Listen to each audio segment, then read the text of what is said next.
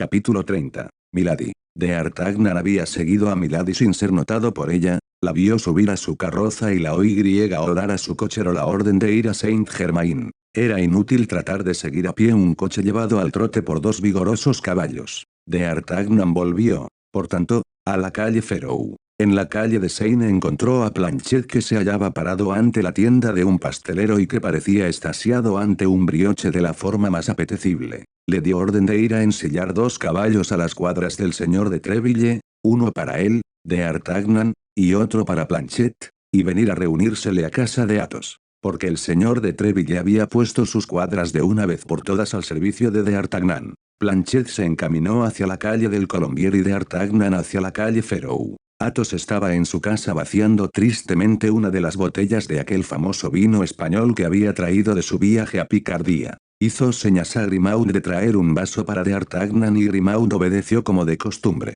D'Artagnan contó entonces a Athos todo cuanto había pasado en la iglesia entre Porthos y la procuradora. Y como para aquella hora su compañero estaba probablemente en camino de equiparse, pues yo estoy muy tranquilo, respondió Athos a todo este relato. No serán las mujeres las que hagan los gastos de mi arnés y griega, sin embargo, hermoso, cortés, gran señor como sois, mi querido Athos, no habría ni princesa ni reina a salvo de vuestros dardos amorosos. Qué joven es este D'Artagnan, dijo Athos, encogiéndose de hombros, e hizo señas a Grimaud para que trajera una segunda botella. En aquel momento Planchet pasó humildemente la cabeza por la puerta entreabierta y anunció a su señor que los dos caballos estaban allí. ¿Qué caballos?, preguntó Athos. Dos que el señor de Treville me presta para el paseo y con los que voy a dar una vuelta por Saint-Germain. ¿Y qué vais a hacer a Saint-Germain?, preguntó aún Athos. Entonces D'Artagnan le contó el encuentro que había tenido en la iglesia, y cómo había vuelto a encontrar a aquella mujer que, con el señor de la capa negra y la cicatriz junto a la sien, era su eterna preocupación, es decir, que estáis enamorado de ella, como lo estáis de la señora Bonacieux, dijo Athos encogiéndose desdeñosamente de hombros como si se compadeciese de la debilidad humana. Yo, nada de eso, exclamó D'Artagnan. Solo tengo curiosidad por aclarar el misterio con el que está relacionada. No sé por qué, pero me imagino que esa mujer, por más desconocida que me sea y por más desconocido que yo sea para ella, tiene una influencia en mi vida. De hecho, tenéis razón, dijo Athos. No conozco una mujer que merezca la pena que se la busque cuando está perdida. La señora Bonacieux está perdida, tanto peor para ella. Que ella misma se encuentre, ¿no, Athos? No, os engañáis, dijo D'Artagnan. Amo a mi pobre Constance más que nunca, y si supiese el lugar en que está, aunque fuera en el fin del Riundo, partiría para sacarla de las manos de sus verdugos. Pero lo ignoro, todas mis búsquedas han sido inútiles. ¿Qué queréis? Hay que distraerse, distraeos, pues, con Milady, mi querido D'Artagnan, lo deseo de todo corazón. Si es que eso puede divertiros, escuchad, Athos, dijo D'Artagnan, en lugar de estaros encerrado aquí como si estuvierais en la cárcel. Montad a caballo y venid conmigo a pasearos por Saint-Germain, querido, replicó Athos. Monto mis caballos cuando los tengo, si no, voy a pie. Pues bien, yo, respondió D'Artagnan sonriendo ante la misantropía de Athos, que en otro le hubiera ciertamente herido. Yo soy menos orgulloso que vos, yo monto lo que encuentro. Por eso, hasta luego, mi querido Athos. Hasta luego, dijo el mosquetero haciendo a Grimaud seña de descorchar la botella que acababa de traer. D'Artagnan y Planchet montaron y tomaron el camino de Saint-Germain. A lo largo del camino, lo que Athos había dicho al joven de la señora Bonacieux le venía a la mente. Aunque D'Artagnan no fuera de carácter muy sentimental, la linda mercera había causado una impresión real en su corazón. Como decía, estaba dispuesto a ir al fin del mundo para buscarla. Pero el mundo tiene muchos fines, por eso de que es redondo, de suerte que no sabía hacia qué lado volverse. Mientras tanto, iba a tratar de saber lo que Milady era. Milady había hablado con el hombre de la capa negra, luego lo conocía. Ahora bien, en la mente de D'Artagnan era el hombre de la capa negra el que había raptado a la señora Bonacieux la segunda vez, como la había raptado la primera. D'Artagnan, pues, solo mentía a medias, lo cual es mentir bien poco, cuando decía que dedicándose a la busca de Milady se ponía al mismo tiempo a la busca de Constance. Mientras pensaba así y mientras daba de vez en cuando un golpe de espuela a su caballo, D'Artagnan había recorrido el camino y llegado a Saint-Germain. Acababa de bordear el pabellón en que 10 años más tarde debía nacer Louis Xavier. Atravesaba una calle muy desierta, mirando a izquierda y derecha por si reconocía algún vestigio de su bella inglesa, cuando en la planta baja de una bonita casa que según la costumbre de la época no tenía ninguna ventana que diese a la calle, vio aparecer una figura conocida. Esta figura paseaba por una especie de terraza adornada de flores. Planchet fue el primero en reconocerla. Señor, dijo dirigiéndose a D'Artagnan. ¿No os acordáis de esa cara de papamoscas? No, dijo D'Artagnan, y, sin embargo, estoy seguro de que no es la primera vez que veo esa cara. Ya lo creo, Rediez, dijo Planchet, es el pobre Lubin, el lacayo del conde Bardes, al que también dejasteis apañado hace un mes, en Calais en el camino hacia la casa de campo del gobernador. Ah, claro, dijo D'Artagnan, y ahora lo reconozco. ¿Crees que él te reconocerá a ti, a fe, señor? Que estaba tan confuso que dudo que haya guardado de mí un recuerdo muy claro. Pues bien, vete entonces a hablar con ese muchacho, dijo D'Artagnan, infórmate en la conversación si su amo ha muerto. Planchet se bajó del caballo, se dirigió directamente a Lubin que, en efecto, no lo reconoció, y los dos lacayos se pusieron a hablar con el mejor entendimiento del mundo. Mientras D'Artagnan empujaba los dos caballos a una calleja y dando la vuelta a una casa volvía para asistir a la conferencia tras un seto de avellanos. Al cabo de un instante de observación detrás del seto oyó el ruido de un coche y vio detenerse frente a él la carroza de Milady. No podía equivocarse, Milady estaba dentro. D'Artagnan se tendió sobre el cuerpo de su caballo para ver todo sin ser visto. Milady sacó su encantadora cabeza rubia por la portezuela y dio órdenes a su doncella. Esta última, joven de 20 a 22 años, despierta y viva, verdadera doncella de gran dama, saltó del estribo en el que estaba sentada según la costumbre de la época y se dirigió a la terraza en la que D'Artagnan había visto a Lubin. D'Artagnan siguió a la doncella con los ojos y la vio encaminarse hacia la terraza. Pero, por azar, una orden del interior había llamado a Lubin, de modo que Planchet se había quedado solo, mirando por todas partes por qué camino había desaparecido D'Artagnan. La doncella se aproximó a Planchet, al que tomó por Lubin, y tendiéndole un billete dijo, para vuestro amo. Para mi amo, repuso Planchet extrañado. Sí,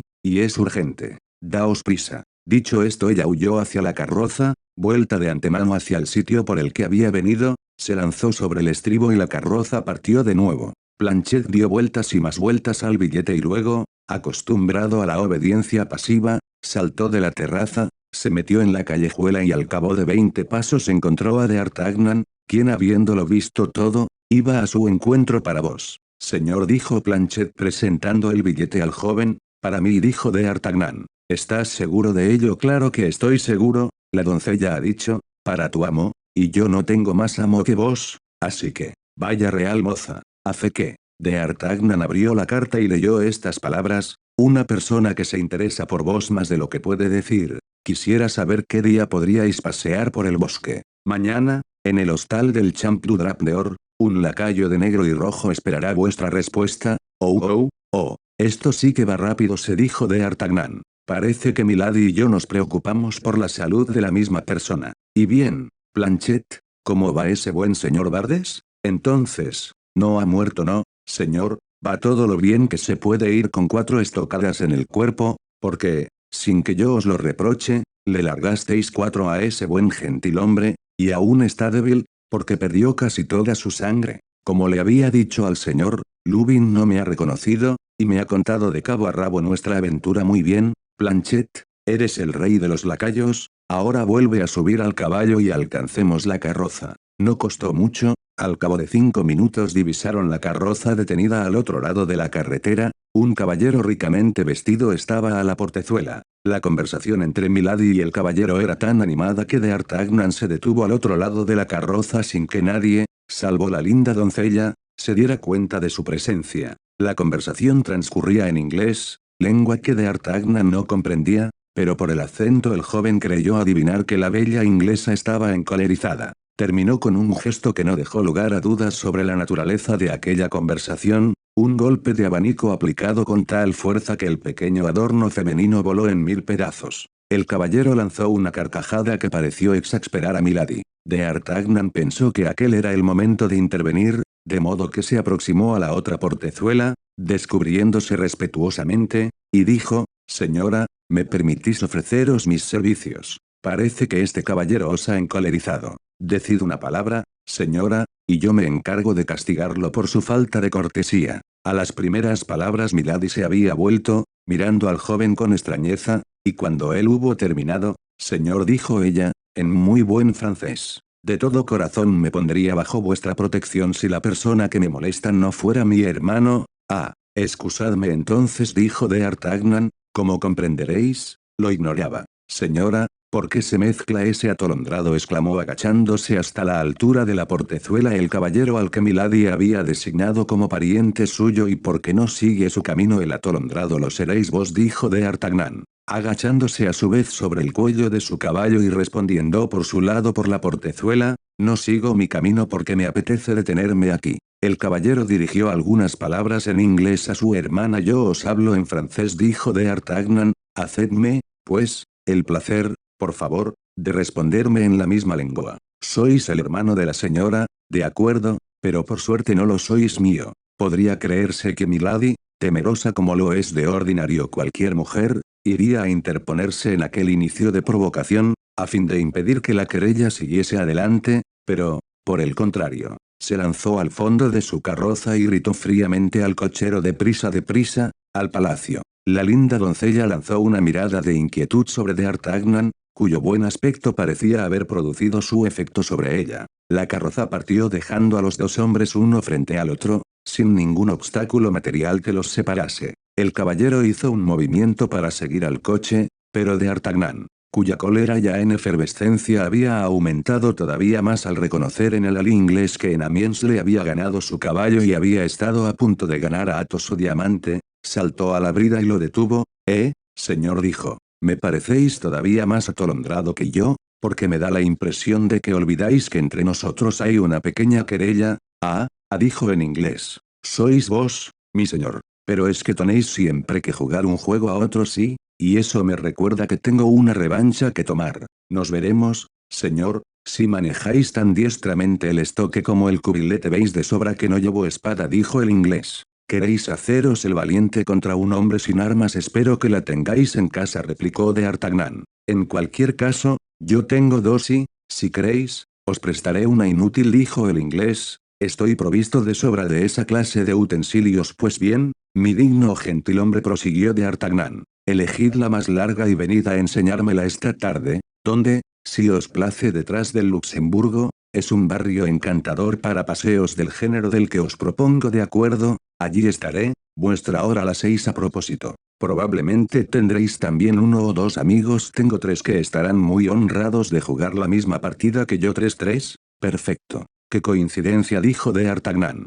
Justo mi cuenta y ahora. ¿Quién sois?, preguntó el inglés. Soy el señor d'Artagnan, gentilhombre gascón, que sirve en los guardias, compañía del señor de Cesarts. Y vos? Yo soy Lord de Winter, barón de Sheffield. Muy bien, soy vuestro servidor, señor barón, dijo d'Artagnan, aunque tengáis nombres difíciles de retener. Y espoleando a su caballo, lo puso al galope y tomó el camino de París. Como solía hacer en semejantes ocasiones, d'Artagnan bajó derecho a casa de Athos. Encontró a Athos acostado sobre un gran canapé en el que, como había dicho, esperaba que su equipo viniese a encontrarlo. Contó a Athos todo lo que acababa de pasar, menos la carta del señor de Wardes. Athos quedó encantado cuando supo que iba a batirse contra un inglés. Ya hemos dicho que era su sueño. Enviaron a buscar al instante a Porthos y a Aramis por los lacayos, y se los puso al corriente de la situación. Porthos sacó su espada fuera de la funda y se puso a espadonear contra el muro, retrocediendo de vez en cuando y haciendo flexiones como un bailarín. Aramis, que seguía trabajando en su poema, se encerró en el gabinete de Athos y pidió que no lo molestaran hasta el momento de desenvainar. Athos pidió por señas a Grimaud una botella. En cuanto a d'Artagnan, preparó para sus adentros un pequeño plan cuya ejecución veremos más tarde, y que le prometía alguna aventura graciosa, como podía verse por las sonrisas que de vez en cuando cruzaban su rostro, cuya ensoñación iluminaban